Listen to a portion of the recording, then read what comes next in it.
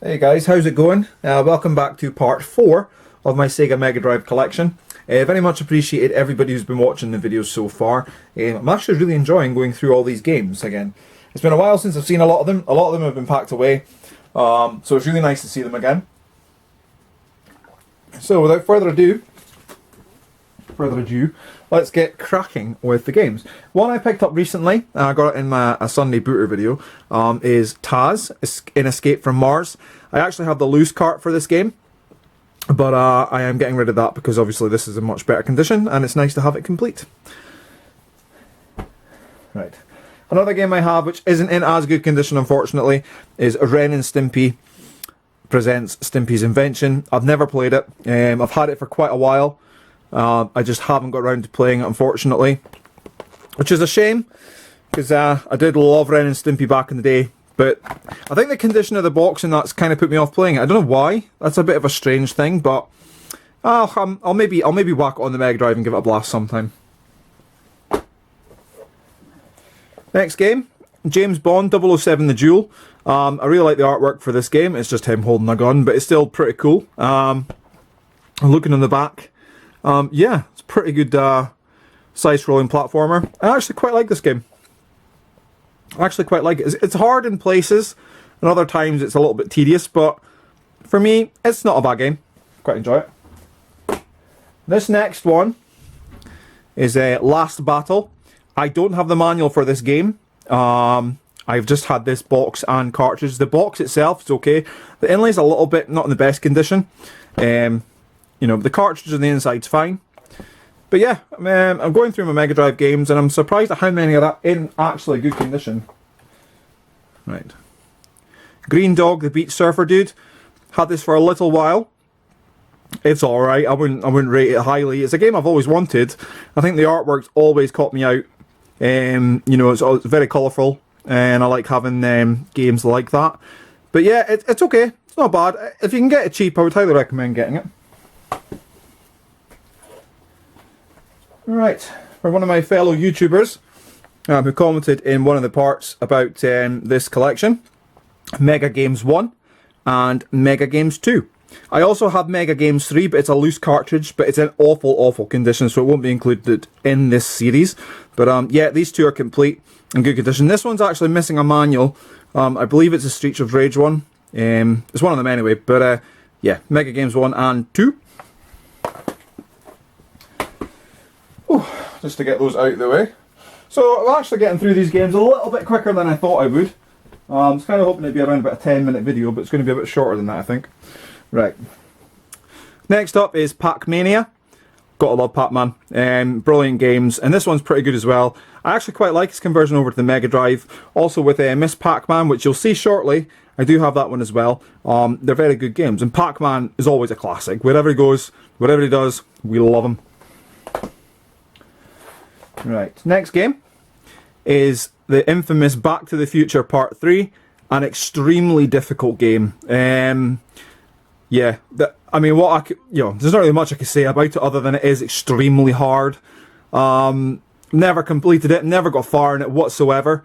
And yeah, the horse riding stage in particular, which is that one just there, I can never seem to get it right. I mean, I know that, you know, it's trial and error, but I can never get far in it enough to be able to say that I can actually do that level. It is extremely difficult. I don't know anybody that's completed it, actually, come to think of it. Right, Royal Rumble, WWF Royal Rumble. It's a good game, but it's not Wrestle War, in my opinion. It's a bit of a shame. Back in the day, yeah, fantastic game. Playing it back now, obviously you're not looking at the graphics kind of thing, but yeah, I don't know, there's just something about it. It doesn't really work for me. It's not bad. I would recommend getting it. If you're into wrestling games, by all means, go for it. But I would probably recommend getting Wrestle War first. Right. Lemmings 2, The Tribes. This was an official release on the Mega Drive. It wasn't an official release on the Master System. However, I do have a Master System port for this game. But yeah, Lemmings 2, The Tribes, in excellent shape. Very good condition, this game. Have a look on the inside. I've had this for a long time. And it's one of those later box releases. You know, every console seems to do that. PS2 had a really flimsy blue design, and the Xbox as well had a really flimsy one. But the Mega Drive ones were pretty decent. But yeah, Lemmings 2 The Tribes, a very good game. Very hard. I can never seem to, I don't know what it is about Lemmings, I can never seem to get into it, but I really ought to. The girlfriend loves it, so fuck it. Right. Next up, Dick Tracy. Got this game for Thingston a while ago, and if I remember correctly, yeah, the manual has no front cover. But it only cost me a couple of quid. So I thought, you know what? Retro pickup at Thingston. It was a few years ago now, but yeah, I'm not gonna complain about it. Right, next up is an awesome game, Micro Machines Turbo Tournament 96. I absolutely love Micro Machines. The games are so much fun back in the day to play. We'd always go down to my friend Stephen's house and play them after school. We'd have little tournaments and little races and stuff. So yeah, we never got around to playing this one. This came a little later in the Mega Drive's lifetime. But yeah, it's still fun, not all the same. I've only really played it recently. I never played it back in the day, but it's still good. Doesn't hold a torch to the first one in my opinion, but still. Micro Machines, can't really go wrong. And this is complete and very heavy, actually. Right, next up, Mighty Morphin Power Rangers, because, you know, I loved Power Rangers back in the day. I've got to admit it, I loved it when I was a kid. The game, I've had it for a long time. It is a little bit like VR Troopers, in the respect it's a fighting game. Yeah, it's a good game, it's alright. I would recommend getting it if you're a Power Rangers fan. I know there's a few on my channel who actually do like the series themselves. But yeah, it's alright. It's just a fighting game. There's not really much else to it other than that. Right, next up, I showed the sequel in part 1 or part 2, I believe. So this is the first one. I knew I had it somewhere. It's Ecco the Dolphin. I'm not a massive fan of Ecco the Dolphin, like I said with the first one. It's nice to give it a blast every now and again, but yeah, it's just sort of, the game idea maybe would have been better if they'd released it later, rather than on the Mega Drive. However, it's still an infamous game on the Mega Drive. It's still got a high fan following, and I wanted to get a good condition copy of this game, and I'm glad that I do. So, Ecco the Dolphin, yeah, not bad. Not bad at all. Right. Next up, these last two games I got at Thingston a while ago now, so, but nice to have in the collection nonetheless. First up is Dragon's Fury. Yeah, not much to say about this game other than, well, it's a pinball game. I do like pinball games, but once you play Cycle Pinball, this just, you know, no other pinball game seems to hold up in my eyes. I absolutely loved that game. But yeah, you know, it was alright. It was only a couple of quid at Thingston. I really like the design. The artwork for this is really, really cool. And yeah, it's for the Mega Drive, so obviously. But, you know, it says it's the best 3D pinball game in the world. I highly disagree, but it's alright. You know, if you like pinball games, it's worth giving it a go, I suppose. Right. Last one. As I said earlier in the video, you were about to see this soon. Well, you are now. It's Miss Pac-Man. Miss Pac-Man for the Mega Drive. Yeah, it's a good game. It's a Pac-Man game, you know, there's not really much else to say about that. But, you know, it is what it is. It's Mrs. Pac-Man. The Mrs. is on the loose. It's a good game. Yeah, like I say, I love Pac-Man. One of those infamous game series that everybody knows, everybody's played. And, yeah, Miss Pac-Man is absolutely no exception. It's a brilliant, brilliant game.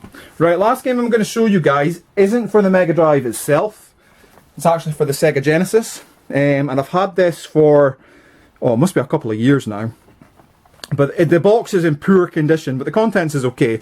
That is Where in Time is Carmen Sandiego. And as you can see, the outer box is battered beyond belief. But we'll have a quick look in the inside, because it is complete. I can remember how to get into the fucking thing. Most of the box is taken up by that.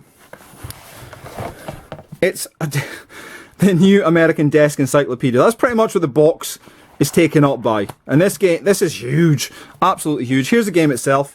Where in Time is Carmen Sandiego in a typically slightly larger Sega Genesis style box.